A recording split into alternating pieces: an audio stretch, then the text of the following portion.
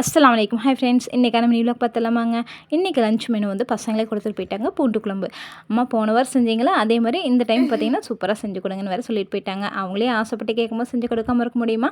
அதை ரெடி பண்ணிவிட்டு சாப்பிடுமே பார்த்தீங்கன்னா சைடில் வந்து போட்டு விட்டாச்சுங்க. சாப்பாடு வந்துட்டுருக்கு. இப்போ வந்து பூண்டு குழம்புக்கு நிறைய சின்ன வெங்காயம் பூண்டெல்லாம் போட்டு செஞ்சோம்னா அவ்வளோ டேஸ்டியாக இருக்கும். சின்ன வெங்காயம் பார்க்குறக்கே அவ்வளோ சூப்பராக இருந்துச்சு. நல்லா முத்து முத்தாக இருந்துச்சு. நேற்று நைட்டு தான் வாங்கிட்டு வந்தாங்க. எவ்வளோ ரேட்டுன்னு தெரியல. அதுக்கப்புறம் முட்டையும் பார்த்தீங்கன்னா பாயில் பண்ணிடலாம்னு சொல்லிட்டு முட்டை வேக வைக்கும் போது உப்பு போட்டு வேக வச்சுன்னா உளிக்கிறதுக்கு ஈஸியாக இருக்கும். சாரோட கடமை உணர்ச்சிக்கு ஒரு அளவே இல்லை. என்ன வேலை செஞ்சாலும் அதை நான் ஃபினிஷிங் பண்ணலைன்னா அவர் பார்த்தீங்கன்னா அதை ஃபினிஷிங் பண்ணால் தான் மூஞ்சில் சிரிப்பு வரும். எப்போயுமே இந்த ஜாடி வந்து நம்ம உப்பு எடுத்துகிட்டு நான் மூடி வந்து க்ளோஸ் பண்ணாமல் இருப்பேனா, அதை வந்து மூடி வச்சதுக்கப்புறம் தான் அவருக்கு சிரிப்பு வரும். இதே மாதிரி தான் வந்து நிறைய விஷயங்கள் வந்து செய்வேன். சின்ன சின்ன விஷயங்கள் அப்பப்போ சொல்கிறேன், கேட்டுக்கோங்க.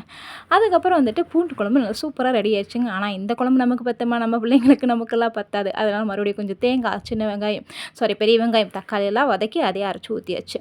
காலையிலேருந்து உடம்பு கொஞ்சம் டயர்டாக இருந்துச்சு. இவங்களும் வெயிலில் அலையிறாங்க, பேக்கிங் பண்ணுறாங்க. சரி கொஞ்சம் ஹெல்த்தியாக இருக்கணுங்கிறதுக்காக நெல்லிக்காய் ஜூஸ் போட்டு கொண்டு போய் கொடுத்தோம்னா மூஞ்சி பாருங்களேன் எப்படி இருக்குன்னு சொல்லிட்டு அந்த ரியாக்ஷன் பார்த்தா எதுக்கடா நம்ம போட்டு கொடுத்தோம் அப்படிங்கிற மாதிரி தான் இருந்துச்சு.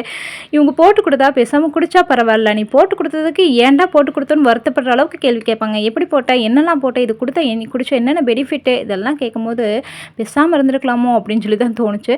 பசங்களுக்கு லஞ்செல்லாம் பேக் பண்ணி அனுப்பிச்சி விட்டதுக்கப்புறமா இருந்த முட்டையில் எங்களுக்கு கொஞ்சம் மசால் தடவி நாங்கள் வந்து ஃப்ரை பண்ணியாச்சு. இருந்த பாத்திரத்தை கழுகியாச்சு. மாவு தீர்ந்துச்சு, அதுக்கு ஊற வச்சாச்சு. இந்த வீடியோ பிடிச்சிருந்தா லைக் பண்ணி சப்ஸ்கிரைப் பண்ணி நம்ம சேனலுக்கு மறக்காமல் சப்போர்ட் பண்ணுங்கள்.